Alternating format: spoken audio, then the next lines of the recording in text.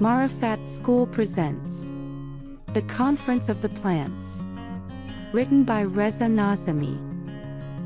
Translated by Marifat School, 2024. Chapter 3. Growth. Previously on. In the previous episode, we followed eager date seed on her journey, moving from tree to tree in search of the sun, a symbol of the light of truth. With curiosity and determination, she asked each plant about their experiences in finding the sun, hoping to learn if any had glimpsed its presence.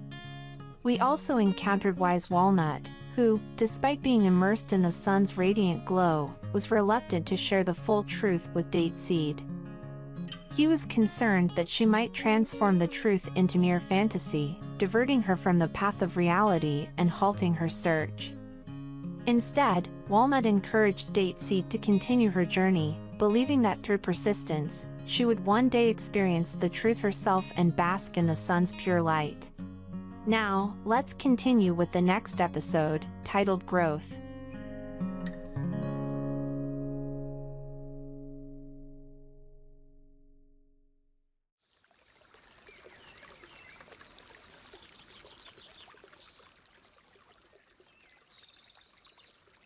As the gentle light of dawn spread across the land, Date Seed awoke with a peculiar yearning in her heart.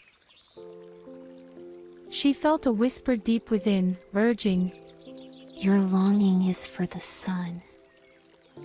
Moved by this inner voice, she set out to find Wise Walnut Tree. It was this same voice that had always hinted to her that Walnut Tree knew the secrets of the sun. Standing before Ancient Walnut, she humbly asked, "Oh, wise ancient tree, can you show me the way to find a path to the sun and to the truth?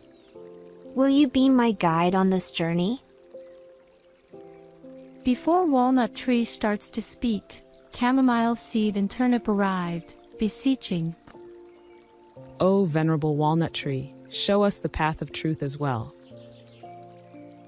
Walnut Tree turned toward them and answered, "All of you may meet the sun, provided you grow sufficiently." Chamomile Seed inquired, Will we all grow alike? No, it will not be so. Each of you will grow in your own unique way. Turnip continued, Are you saying that we will grow separately and in different ways? Even if we listen to all your words, will we still not become like you? Each of you possesses a distinct nature and must fulfill the purpose ingrained within you. Tell us, what must we do to meet the sun? And when shall the opportunity arise? Walnut Tree, immersed in the light and warmth of the sun, pondered to himself, How can I convey to them that they are unable to meet the sun? They can only dwell within it and cultivate their inner light.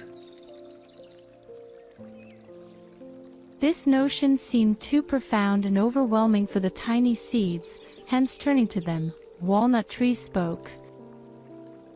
Simply strive for your best each day. Don't worry about reaching the sun. Focus on your own growth. When you're ready, you will be able to reach the sun, and it will also become a part of you. This concept was clear to mature Walnut Tree, who had experienced it throughout his lifetime. Walnut had absorbed the sunlight and fully immersed himself in the warmth of the sun. However, it was a difficult and exhausting path for the young and small seeds. This simple lesson felt like a heavy burden to them.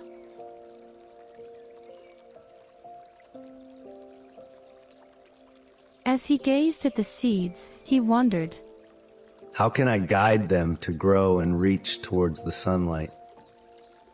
Turning towards them, he advised, My dear friends, to reach the sun, you must take certain steps. Firstly, you must use the water in the soil to sprout.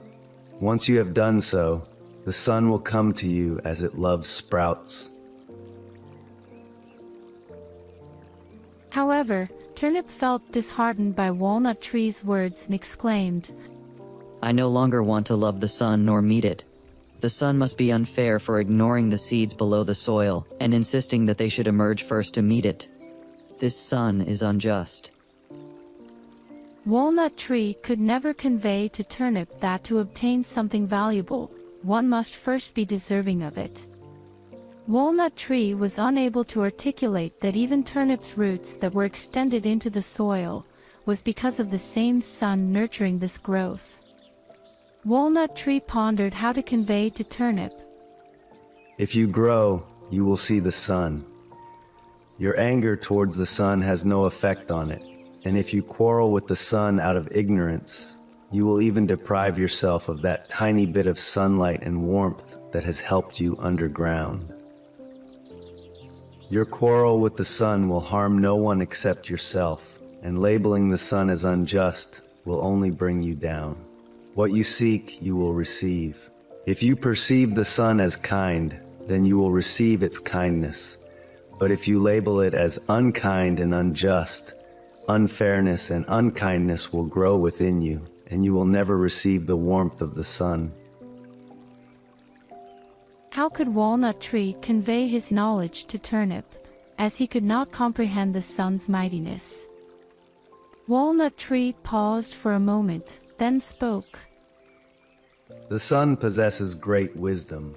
Its mercy exceeds even its wisdom. It watches over and nurtures everything, displaying immense kindness towards all living beings.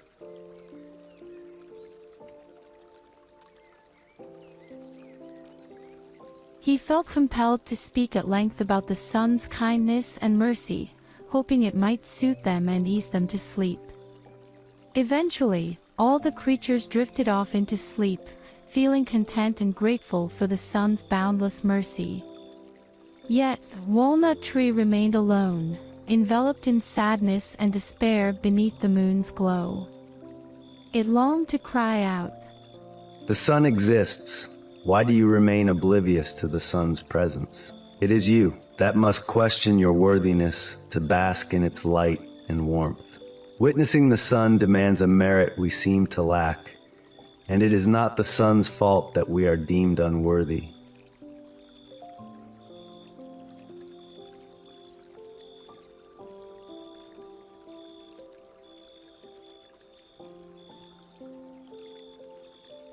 Walnut Tree grew weary of repeatedly speaking about the sun's light and mercy. Despite the truth of his words and his belief in the sun's benevolence, he felt exhausted from constantly reassuring others and trying to prevent them from harboring resentment towards the sun. Wise Walnut Tree was acutely aware that speaking the truth could stir up resentment, both towards himself and the sun. Therefore, he refrained from expressing what was in his heart and, as usual, found solace in his centuries-old solitude, burdened by the weight of his unspoken words and an even deeper sorrow for those extra ones he had to say.